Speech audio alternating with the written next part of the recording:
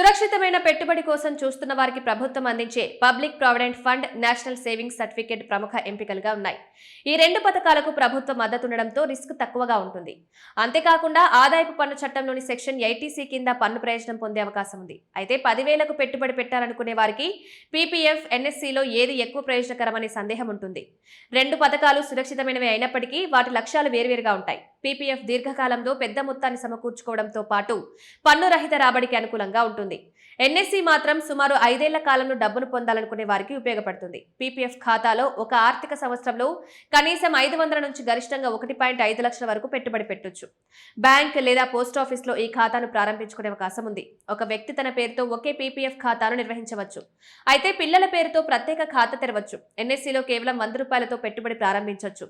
దీనికి గరిష్ట పెట్టుబడి పరిమితి నిర్ణయించలేదు. ఈ పథకం పోస్టాఫీస్ల ద్వారా అందుబాటులో ఉంటుంది. 10,000 రూపాయలు పెట్టుబడి పెట్టాలనుకునే వారు పీపీఎఫ్, ఎన్ఎస్సీలో తమ అవసరానికి అనుగుణంగా పెట్టుబడి పెట్టొచ్చు. ఎన్ఎస్సీలో అవసరమైతే 1 కంటే ఎక్కువ సర్టిఫికెట్లు కూడా కొనుగోలు చేయొచ్చు. చిన్న మొత్తాల పొదుపు పథకాల వడ్డీ రేట్లను ప్రభుత్వం ఎప్పటికప్పుడు సమీక్షిస్తుంది. ఇచ్చిన వివరాల ప్రకారం ప్రస్తుతం పీపీఎఫ్ పై సంవత్సరానికి 8.1%, ఎన్ఎస్సీపై 8% వడ్డీ లభిస్తుంది. పీపీఎఫ్ లో వడ్డీ వార్షికంగా కాంపౌండ్ అవుతుంది. ఎన్ఎస్సీలోనూ వడ్డీ సమ్మేళనం అవుతుంది. అయితే సాధారణంగా మెచ్యూరిటీ సమయంలో మొత్తం అందుతుంది. 10,000 పెట్టుబడికి రెండు పథకాలు సురక్షితమైన రాబడిని అందిస్తాయి. అయితే పీపీఎఫ్ లో దీర్ఘకాలిక కాంపౌండింగ్, పన్ను రహిత వృద్ధి ప్రయోజనాలు.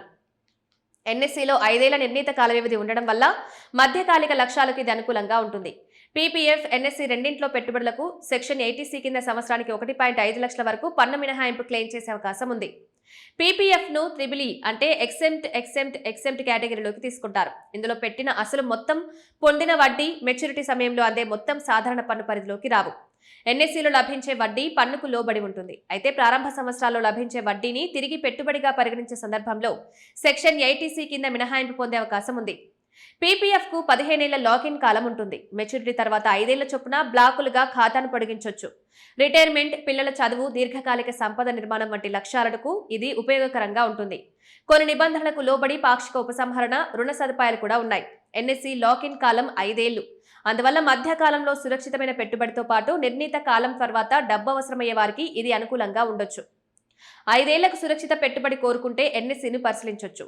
కొందరు ఆర్థిక నిపుణులు రెండు పథకాల్లోనూ అవసరానికి తగ్గట్టు పెట్టుబడి విభజించుకోవడం ద్వారా భద్రత, పన్ను ప్రయోజనాలు, వేర్వేరు ఆర్థిక లక్ష్యాలను సమతుల్యం చేసుకోవచ్చని సూచిస్తారు.